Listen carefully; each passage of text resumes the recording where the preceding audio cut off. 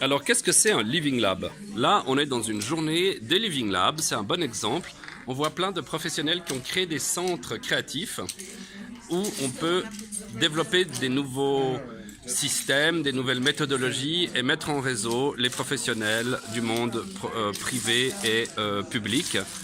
Et on a fait un jeu, on voit qu'on a un modèle avec des questions. Et là, l'objectif qui est mentionné, c'est quel est le plus grand résultat que vous avez réussi à développer dans un Living Lab.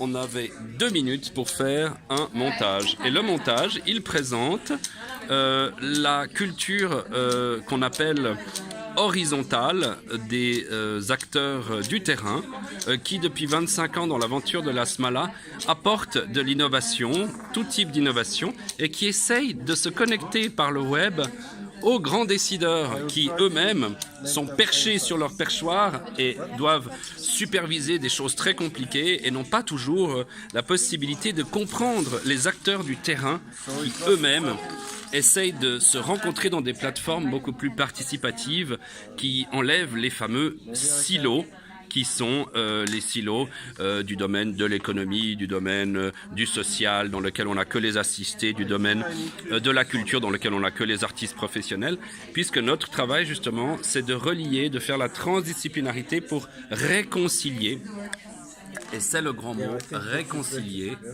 les différentes cultures, les différents défis sociétaux, pour qu'on ait une seule société mieux connectée avec les différents acteurs.